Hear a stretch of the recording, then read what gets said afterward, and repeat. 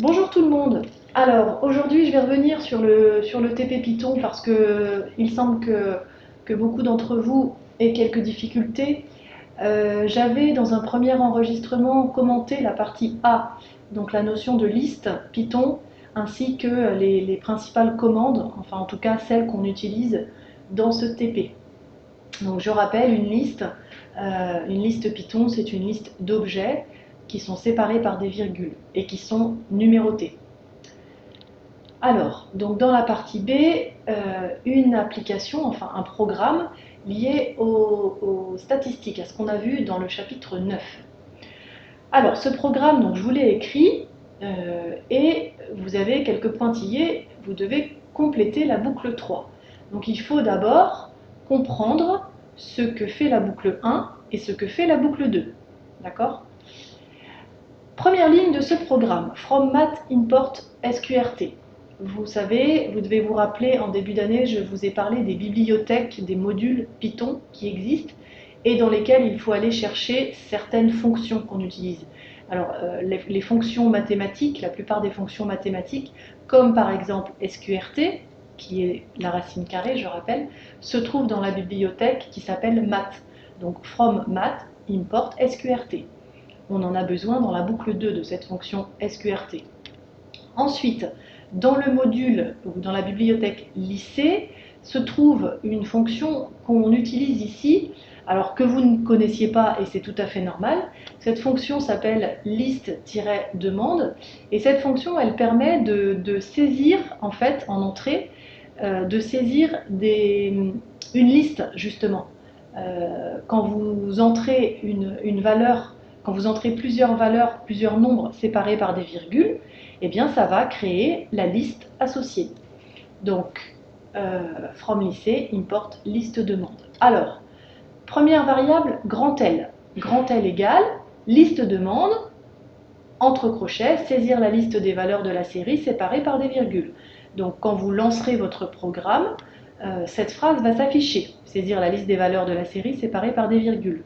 Donc, dans le cadre, vous devrez taper tous les nombres séparés par des virgules. Voilà. Et tous ces nombres seront mis dans une liste donc, qui s'appelle grand L. Grand N égale len de grand L. Len, la fonction len, permet d'obtenir la longueur d'une liste, c'est-à-dire le nombre d'éléments dans la liste. Donc grand N ici correspond au nombre de valeurs que vous avez saisies au départ. Ensuite, trois autres variables, grand S, grand T, petit k, que l'on initialise à 0. Ça, c'est une manière d'écrire sur une seule ligne ce qu'on peut écrire sur trois lignes. Grand S égale 0, je vais à la ligne. Grand T égale 0, je vais à la ligne. Petit k égale 0. D'accord? J'ai trois variables à initialiser à 0. Et plutôt que de faire trois lignes, eh bien, je le fais sur une seule ligne et je sépare tout simplement les variables par des virgules. C'est une manière de présenter les choses. Première boucle. For i in range grand N. Alors, ça veut dire que la variable i va parcourir, donc range grand N, ça va parcourir tous les entiers de 0 jusqu'à grand N moins 1. Donc si par exemple grand N, je ne sais pas moi j'invente, si grand N vaut 10, c'est-à-dire que vous avez au départ saisi 10 nombres, eh bien i va parcourir les entiers de 0 à 9, c'est-à-dire elle va parcourir 10 entiers. Donc on aura 10 passages dans la boucle. Alors, l'instruction dans la boucle, c'est grand S égale grand S plus L crochet I. Alors, je rappelle, liste 1 crochet K, ça permet d'accéder à l'élément d'indice K de la liste 1. Donc ici, grand L crochet I, ça correspond à l'élément d'indice I de la liste grand L. D'accord? Je rappelle que le premier élément d'une liste, on le note grand L, crochet 0. Le deuxième élément de la liste, il est désigné par grand L, crochet 1, etc. Donc, premier passage dans la boucle. Premier passage dans la boucle, I vaut 0.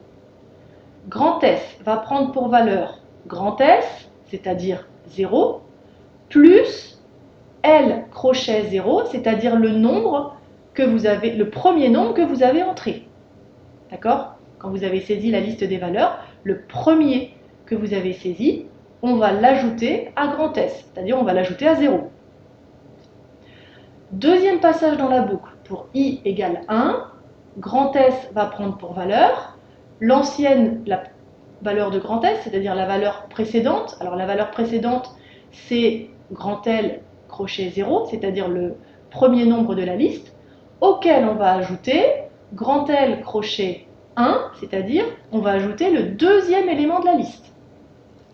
Troisième passage dans la boucle, à grand S, on va ajouter le troisième élément de la liste, etc.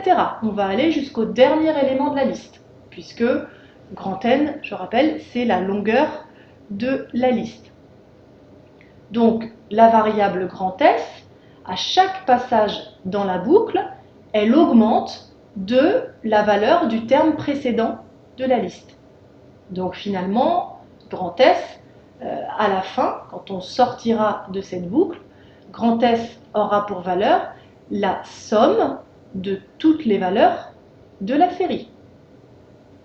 Petit m égale grand S sur n. Donc là, je ne vais pas vous donner la réponse. Que représente la variable petit m pour la liste grand L?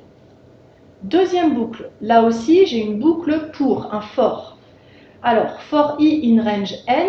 Donc là, je vais de nouveau avoir grand N passages dans la boucle. La variable grand T qui au départ vaut 0, à chaque passage, elle va augmenter de L crochet I, c'est-à-dire l'élément d'indice I de la liste, moins petit m, double étoile 2, donc ça veut dire au carré. Autrement dit, à chaque passage dans la boucle, on ajoute à t, à la variable t, on ajoute le carré de la différence entre l'élément d'indice I de la liste et petit m. Je ne dis pas ce que représente petit m. Ça devrait vous rappeler quelque chose si vous regardez votre cours statistique. Ça devrait vous évoquer quelque chose. Et donc on a, là de la même façon, on a grand N passages dans la boucle. Donc à la fin, quand on sort de la boucle, grand T a pour valeur la somme des carrés des différences entre l'élément d'indice I de la liste et petit m. Et petit s, qui n'est pas dans la boucle, donc c'est le calcul qu'on fait après, petit s est égal à SQRT de grand T sur grand N. Donc là, ça doit aussi vous évoquer quelque chose, mais je ne vous donne pas la réponse. Si vous regardez votre cours, je pense que vous trouverez. Voilà pour les réponses aux deux premières questions. Pour la troisième question, vous devez compléter la boucle 3 pour que le programme calcule et affiche la proportion de valeurs de la série qui appartiennent à l'intervalle m-2s, m plus 2s. D'accord? Donc, autrement dit, la proportion des valeurs de la série qui sont comprises entre m-2s et m plus 2s. Je vais avoir donc là aussi n passages dans la boucle, for i in range grand N. If, donc là j'ai un si.